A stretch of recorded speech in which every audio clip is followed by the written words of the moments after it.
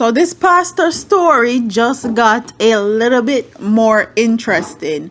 As you guys know, I did a previous update on this situation where the pastor got killed in church recently, and they were saying that he had his licensed gun on him, and he also proclaimed his death on social media before it happened.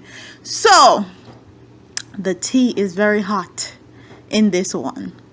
So we're gonna visit the previous story, and then I'm gonna come back with the rest of this video. We received reports that he had a licensed firearm, but it is something we are not yet to confirm. An officer from the St. Catherine North Police Division told Loop airing message floating around on the social media platform. Even as I fight to stay alive, I am reminded that there is hope in the Lord.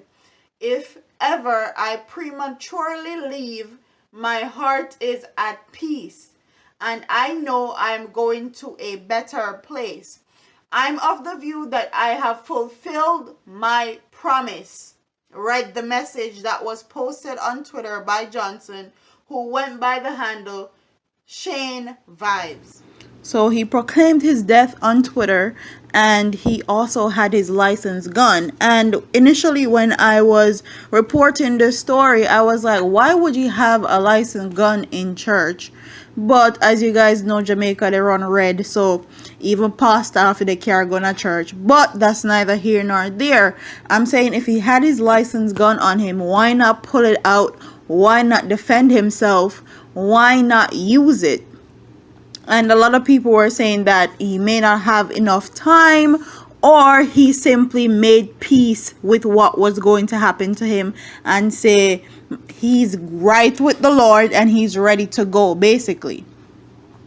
So I'm going to run this audio clip for you guys to hear, and then I'm going to come back with my thoughts and opinions on that audio clip. Jack, me tell you, that guy is so mixed up. He's a gay. He was a gay. So, you know, say at the street, at one of Juliet Street, me and him catch up. No, alright. Him did I got cast Juliet West Rural St. Andrew.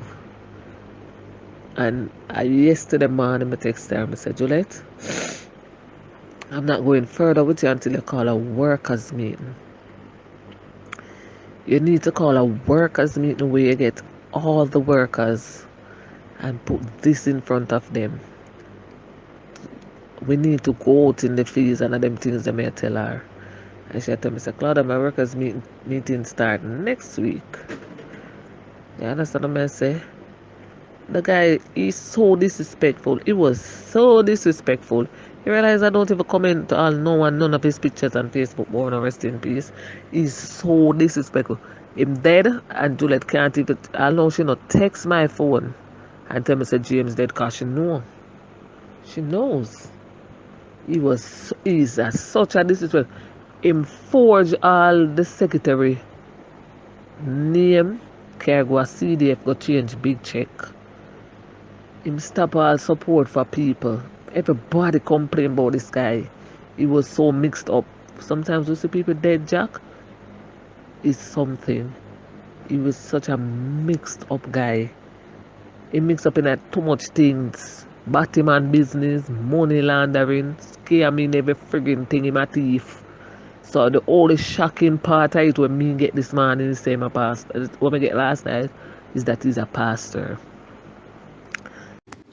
So the woman is saying that it does not surprise her that this pastor was killed, because at their place of work, he wasn't doing anything and he was forging signatures and taking money and saying that it was to help his family members, when in truth and in fact it wasn't, and he wasn't supposed to be doing that.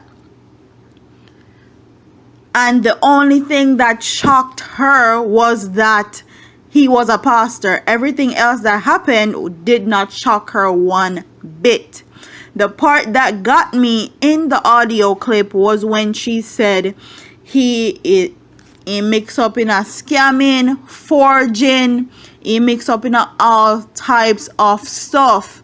And Jamaican people always say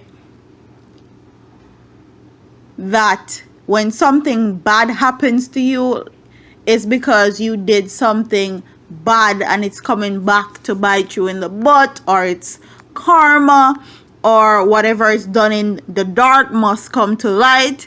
And in this instant, not passing judgment based on everything that I've gathered so far, I've heard so far, this guy wasn't all peaches and cream. He wasn't as holy and a saint of the Lord as we thought he was.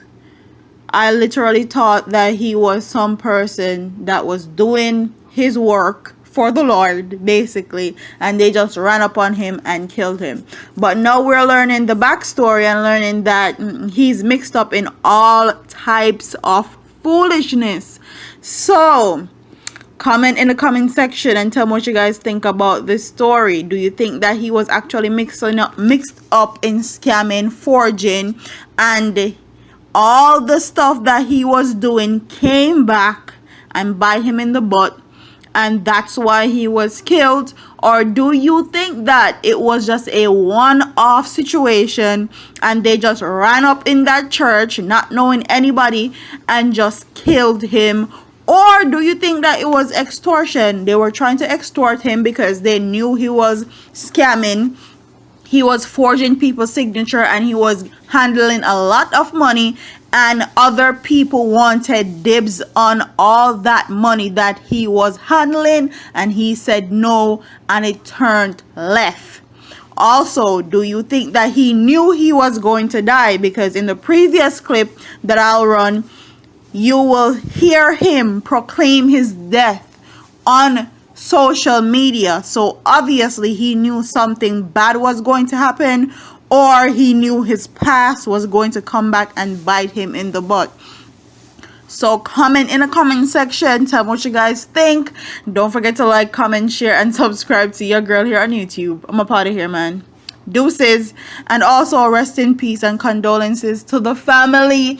I'm just running what the people sent me. Don't kill the messenger, please and thanks. Anyway, deuces. Bye, guys.